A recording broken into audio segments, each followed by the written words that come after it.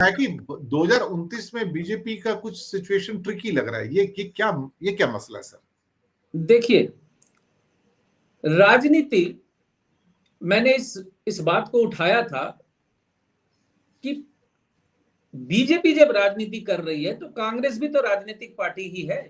Bharatiya Janata party अगर तोल मोल तोड़ फोड़ इधर उधर करके किसी भी प्रकार से वो अगर सत्ता में आती है, इसका समर्थन उसका समर्थन लेके, तो कांग्रेस ऐसा नहीं करेगी, इसका तो कहीं लिखित करारनामा उन्होंने नहीं किया हुआ है। और कांग्रेस ने, मतलब मैं जो बड़ी बात कह रहा हूं वो ये ध्यान देने योग्य है कि दी पार्टी सिस्टम की तरफ ये देश बढ़ने वाला है। कांग्रेस ने इसकी शुरुआत दिल्ली चुनाव से कर दी है।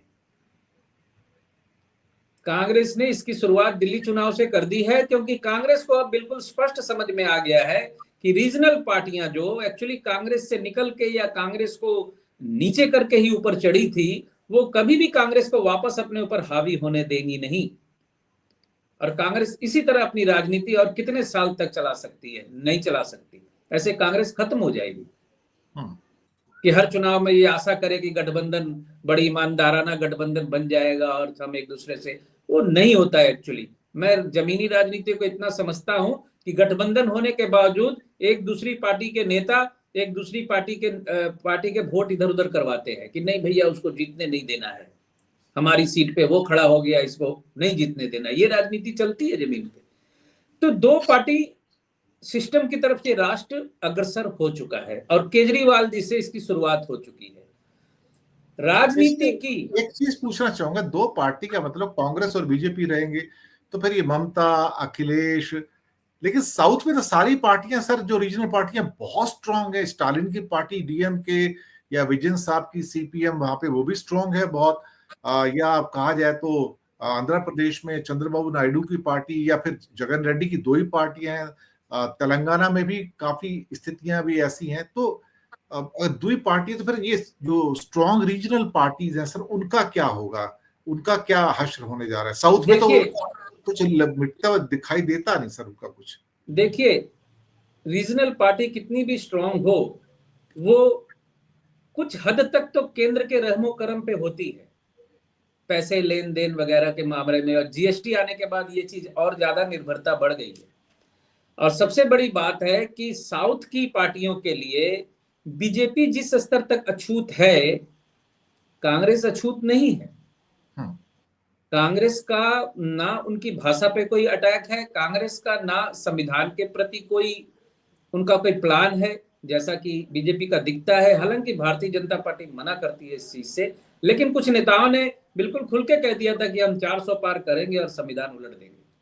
तो कांग्रेस का ये भी एजेंडा नहीं है। तो कांग्रेस जितनी तेजी से पानी के साथ दूसरा पानी जो मिक्स हो जाएगा, जितनी तेजी से हो जाएगी, बीजेपी उतनी तेजी से नहीं हो पाएगी। साउथ में बीजेपी कुछ कर नहीं पाई पिछले 11 सालों से, वही की वही स्थिति है। और हमें यह ध्यान रखना होगा कि साउथ में भी कांग्रेस पूर्ण शक्ति से थी,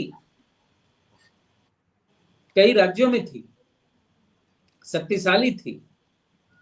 तो आने वाले समय पे ज्यादातर, मैं एक्चुअली मेरे दिमाग में ज्यादातर नॉर्थ की पार्टियां हैं, या इधर बंगाल को भी मैं इसमें जोड़ रहा हूं।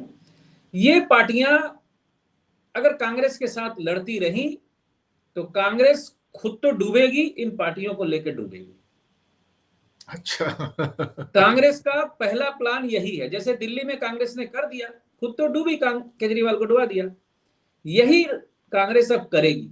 आप राजनीति पे अगर चर्चाएं जो करने, राजनीतिक आकलन जो लोग करते हैं, उन लोगों को भी मैं कभी कभी देखता हूं, उनकी बातें मतलब हेडलाइन से समझ जाता हूं क्या बोलने वाले वो।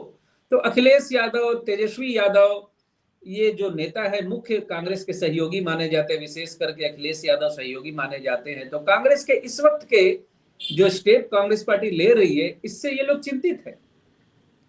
और बंगाल की जो स्थिति है, अगर यात्रा राहुल ने निकाल दी 25 सीटें बंगाल में, अगर कांग्रेस ले आई तो तृणमूल कांग्रेस का सत्ता में वापस आना बड़ा मुश्किल हो जाएगा।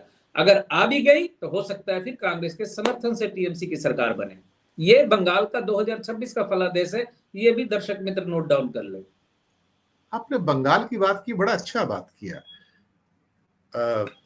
आरएसएस का सम्मेलन चल रहा है साउथ में 3 दिन का, जिसमें जो मुख्य जो 2 मुद्दे हैं, एक मणिपुर का मुद्दा भी उठाया उन्होंने और एक मुद्दा उन्होंने बांग्लादेश का भी उठाया। बांग्लादेश में हिंदुओं के ऊपर बड़ा अत्याचार हो रहा है। कमाल की बात है कि उसके ऊपर एक प्रस्ताव पास किया जा रहा है, लेकिन हिंदुओं पे अत्याचार तो अमेरिका में भी हो रहा है। वहां भी मंदिरों के ऊपर जो डिफेसिंग हो रहा है, हिंदुओं को हथकड़ियां पहना के हिंदुस्तान में वापस भेजा जा रहा है।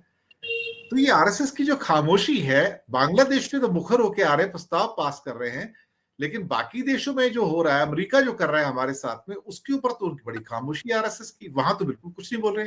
तो ये तो उनका दोगला चरित्र हो जाएगा ना। तो आप तो बंगाल में है सर, बंगाल में आपको पता है बांग्लादेश में क्या हालत है, तो इतनी बुरी हालत मुझे आती है। लेकिन ये दोगलापन जो आरएसएस का है ना, ये तो आजादी से पहले का है सर। जी देखिए सर, मेरे को तो सच कहूं तो शुरुआती 3-4 साल संघ के साथ में रहा हूं। मेरे को संघ की ये राजनीति समझ में नहीं आती, क्योंकि 10-15 साल बाद भी किसी ने, जो मुझे नहीं जानते थे, मैं सिर्फ ज्योतिष के तौर पे जानते हैं, नहीं जानते थे कि मैं राजनीति से कभी जुड़ा रहा था, शाखा में आइए, मैंने कहा कि भाई मैं राजनीति से दूर रहता हूँ। अब नहीं, संघ का राजनीति से कोई लेना देना नहीं। मैंने कहा छोड़िए ये कहानियां, बच्चों को सुनाइए, मुझे मत बोलिए, मेरा सरदर्द मत कीजिए, शांत रहिए कृपया। तो मेरे को ये समझ में नहीं आता। दूसरी बात है, लोग बड़े खुश हो जाते हैं कि संघ ने भाजपा को टाइट किया, संघ ने मोदी जी को ये बोला, संघ ने बीजेपी की इस नीतियों के खिलाफ ये बोला। ये कुछ नहीं है, ये सिर्फ एक नूरा कुश्ती है एक प्रकार की, और संघ जो है अपने फेस को बिल्कुल नीट एंड क्लीन रखना चाहता है कि देखो हम किसी भी प्रकार की गलत नीति पे भारतीय जनता पार्टी का विरोध करते हैं। मतलब भारतीय जनता पार्टी जो सत्ता में बैठी हुई है, जिसपे एंटी इनकम बेसी का अटैक हो सकता है आने वाले समय पे, वहां पर संघ बड़ी चालाकी से अपने फेस को सेव कर लेता है, ताकि लोगों के अंदर संघ के प्रति नाराजगी ना आए, क्योंकि बोलते कि नहीं उन्होंने तो कहा था, बीजेपी ने माना नहीं। तो ये एक चलता रहता है, ये सूक्ष्म खेल है, एक खेला जाता है। तो आने वाला वक्त जो है बड़े बदलाव का वक्त है सर। मैंने कहा था, फिर कह रहा हूं, कांग्रेस रिवाइव करने वाली है, कांग्रेस रिवाइव करेगी। ऐसा नहीं है कि खत्म हो जाएगी, क्योंकि कांग्रेस के अभी भी 20 करोड़ वोट है भारतवर्ष में, 20 करोड़ वोट अभी भी है। कांग्रेस रिवाइव करेगी। उत्तर प्रदेश में और भी कई प्रदेशों में उन्होंने अपने पदाधिकारी चुनने शुरू कर दिए हैं, पार्टी में परिवर्तन शुरू कर दिया है, और अगले 1 साल में पार्टी में खेल बहुत होगा बीजेपी, कांग्रेस में।